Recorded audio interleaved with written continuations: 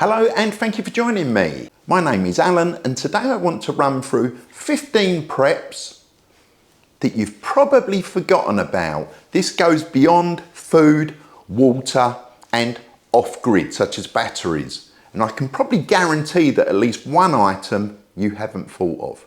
Let's crack on. So in no particular order, first one up, dental care. Can you imagine what it would be like, you know, if the poops hit the fan, grid down scenario, whatever it is that's gone wrong, and you've got toothache or you've damaged a tooth. So something like clove oil gel, you rub it on your gum, or an emergency dental repair kit. Next one, a little bit controversial I suppose, but condoms, family planning. Okay, you might not necessarily need them, but if you've got young adults in your family and it is a, you know, grid down scenario, a prolonged problem, let's face it, people will be people and it's better to take precautions. Next one up, soap, powder and brushes. If you can't use your washing machine no more, your pods, not much use to you when you come to hand washing. The residue can stick to the clothes because the water might not be up to temperature. Much better off having soap powder. And don't forget a couple of scrubbing brushes if you've got any stubborn stains that you need to get rid of because you're hand washing, you want something to be able to scrub away. Disinfectant, much longer shelf life than bleach, obviously. Sanitation, keeping things clean and killing germs. Rubbish bags.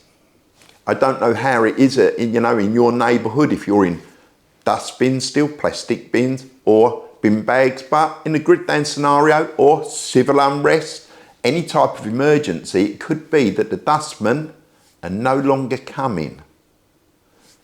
You're still going to be generating waste that you need to manage, so it'd be prudent to make sure that you have enough rubbish bags to be able to bag it up and double bag it and stick it in the shed or somewhere out of the way where it's relatively rodent free until such a time as you can dispose of it properly.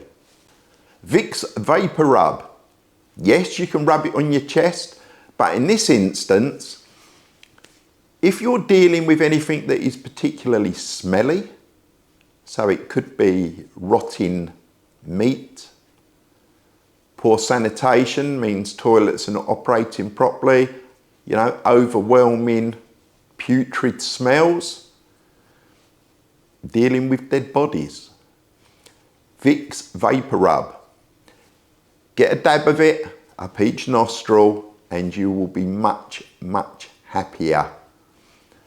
You can get the little bottles, or I should say the little containers, but they work out quite expensive, or just get a larger pot that is actually cheaper in the long run and you can just decant that into smaller containers should you see the need.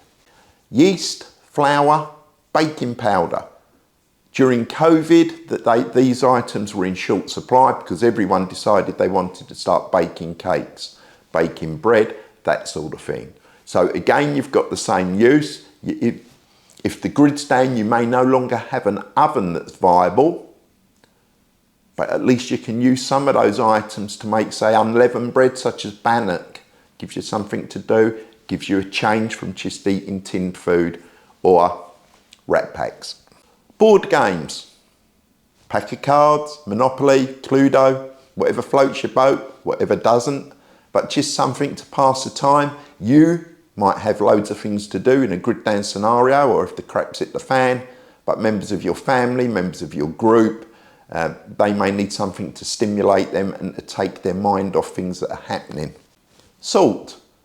It's gone out of fashion a little bit now, hasn't it? Because we all want to eat food that's got less salt in it because, you know, too much salt is bad for us. But you do need salt, obviously for seasoning things, and it could also be used for preserving things. So make sure you've got plenty of salt in. Herbs and spices. Make sure you've got a good selection of herb and spices, curry sauces, hot sauces, that sort of thing. If you're eating your stores, it may get to the point where it's quite bland and you can sort of jazz things up, spice them up, so to speak.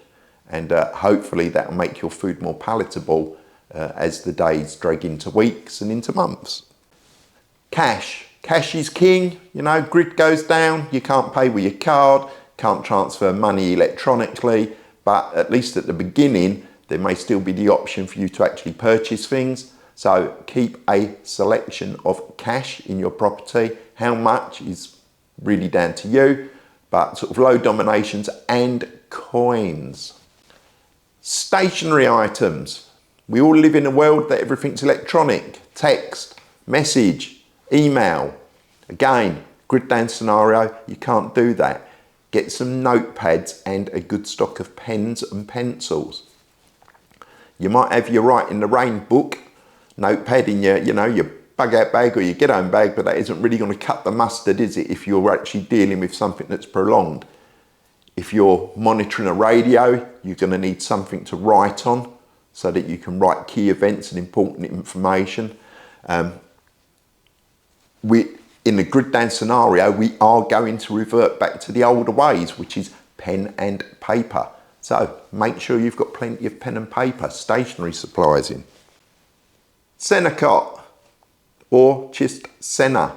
If you are eating Rat Packs or MREs or tinned food, and especially if you're eating food that you don't normally eat, you've sort of been forced into it because of the situation, so you're eating your emergency stocks, then unfortunately it's going to play havoc with your digestive system. And it might be prudent to stock some Senna. They are stool softeners. So instead of you sitting on the throne, turning inside out, straining, take a couple of tablets, next morning, loosens things up. Rodent traps and poison. Again, in that grid down scenario, the critical infrastructure is starting to foul. Bin man ain't coming round. There are going to be more rodents roaming around. They're going to be attracted to the waste, and you want to obviously try to keep them out of your property. And the way you're going to do that is obviously you can sit in the garden with your 2-2 and shoot them.